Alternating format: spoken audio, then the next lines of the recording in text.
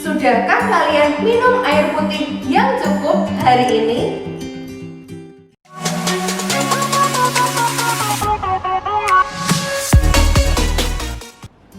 Assalamualaikum warahmatullahi wabarakatuh. Halo semuanya, anak-anakku solih-solihah. Berjumpa kembali bersama Ustazah Rini. Apa kabar nih? Semoga kalian senantiasa dalam lindungan Allah Subhanahu wa Ta'ala dan dalam keadaan sehat ya.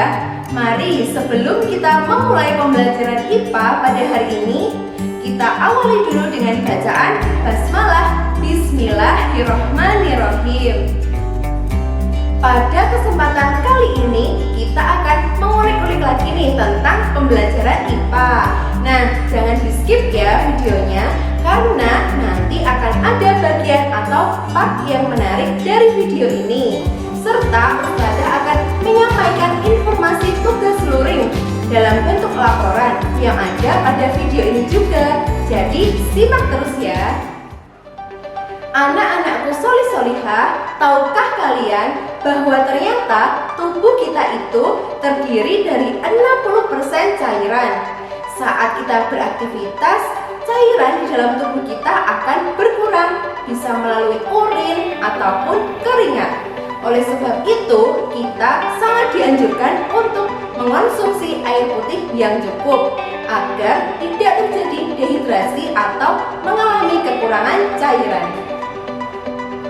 Lalu, ngomong-ngomong air putih itu termasuk dalam kategori zat apa ya? Zat padat, zat cair, ataukah zat gas? Sip, pintar sekali. Jadi, air putih itu termasuk dalam kategori zat cair. Anak-anakku solih-solihah, jika pada saat pembelajaran jarak jauh atau PJJ kita kemarin, kita sudah membahas tentang klasifikasi makhluk hidup. Nah, untuk sesi kali ini kita akan belajar tentang materi baru, yaitu klasifikasi materi dan perubahannya. Untuk subbabnya yaitu zat padat, zat cair, dan zat gas. Jika kita dapat melihat dan memegang sebuah benda, itu artinya bahwa benda tersebut dapat menempati sebuah ruang. Akan tetapi, tidak semua materi dapat kita sentuh dan kita lihat. Contohnya yaitu udara. Nah, lalu bagaimana cara kita untuk membuktikan bahwa udara ternyata juga menempati sebuah ruang? Sekarang coba anak-anak perhatikan pada video berikut ini.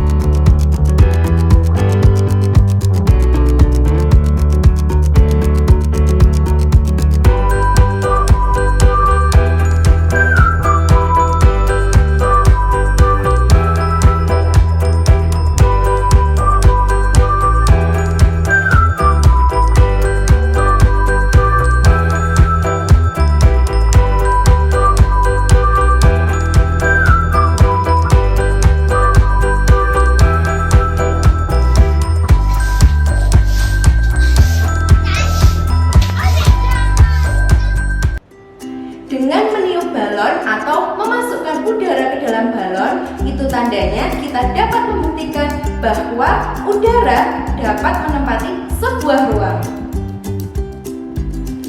Oh iya, kira-kira udara ini termasuk dalam kategori zat apa ya? Zat cair, zat padat, atau zat gas? Ya, hebat sekali. Jadi udara itu termasuk dalam kategori zat gas. Adakah yang dapat menyebutkan contoh lain dari zat gas? Ya, hebat sekali, yaitu contohnya asap dan uap air. Ngomong-ngomong tentang asap, ada jenis asap yang berbahaya bagi kesehatan tubuh kita, yaitu asap rokok. Jadi Ustazah harap kalian sebagai generasi penerus bangsa tidak merokok ya. Nah, asap rokok ini selain berbahaya bagi tubuh kita, asap rokok juga ternyata berbahaya bagi orang-orang di sekitarnya. Nah, anak-anakku semuanya, adakah di sini yang dapat menyebutkan contoh dari zat cair?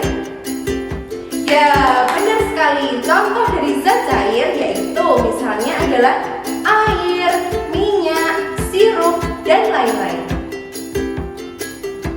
Kira-kira kalau jenis logam seperti gambar di samping ini, yaitu ada emas, seng, dan tembaga, kira-kira contoh perwujudan dari zat apa ya? Ya, benar sekali, yaitu merupakan contoh dari zat padat. Sekarang mari kita bahas satu persatu ya materi ini, dimulai dari zat padat. Nah, ciri zat padat yaitu memiliki bentuk dan volume yang tetap. Nah, di sini Ustazah mempunyai boneka dan sebuah kotak kardus. Lalu boneka ini Ustazah letakkan di atas kotak kardus. Lihat apa yang terjadi. Nah, boneka ini tetap pada bentuknya dan memiliki volume yang tetap juga. Nah, anak-anakku semuanya, coba kalian cari contoh zat padat yang lain. Ya, benar sekali, yaitu boneka, laptop, HP, buku, dan lain-lain. Nah, ciri dari zat padat yang kedua adalah memiliki ikatan antar partikel yang sangat kuat.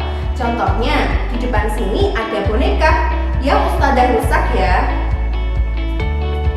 Nah, dapat kalian amati bahwa boneka dalam bentuk yang tetap karena memiliki ikatan antar partikel yang kuat tadi. Jadi sangat susah untuk dirusak. Untuk ciri zat padat yang ketiga yaitu partikelnya sangat berdekatan. Yang keempat, gerak partikel sangat terbatas. Yang kelima yaitu zat padat memiliki massa jenis atau rho yang besar. Untuk berikutnya ini adalah zat cair. Nah, kalau panas-panas begini memang paling cocok minum yang segar-segar bukan? Seperti es teh misalnya. Nah, es teh ini merupakan contoh perwujudan dari zat cair. Tapi tunggu dulu, di dalam es teh itu terdapat es batu. Nah, kalau es batu ini termasuk kategori zat apa ya? Ya, benar sekali, es batu merupakan contoh kategori dari zat padat. Akan tetapi, jika es batu tersebut lama-kelamaan didiamkan dalam suhu ruangan, maka akan mencair. Lalu ketika kita akan memanaskan es batu tersebut yang sudah mencair lalu dipanaskan dalam suhu 100 derajat Celcius, maka akan menjadi uap air. Untuk ciri zat cair yang pertama yaitu memiliki volume yang tetap namun bentuknya berubah-ubah. Nah, di sini Ustazah punya air di dalam botol, lalu coba kita tuangkan ke dalam toples ya.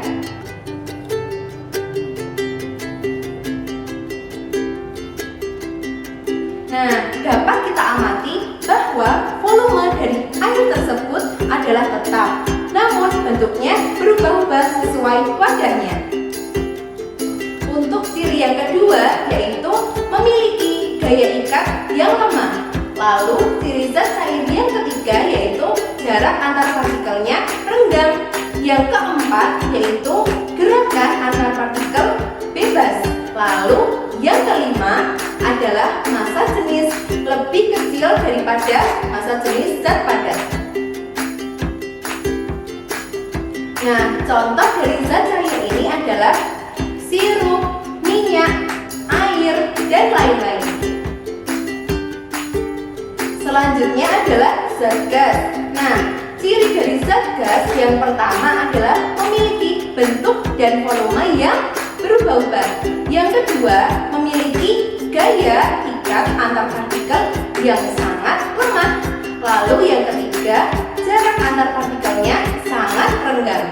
Yang keempat, gerakan antar partikelnya sangat bebas dan tidak beraturan. Yang terakhir adalah memiliki massa jenis yang lebih kecil daripada massa jenis zat cair. Untuk contohnya dari zat gas ini adalah uap air, asap, dan lain-lain. Untuk secara lebih rincinya, mari anak-anakku solih-solihah simak bersama-sama pada tabel berikut ini.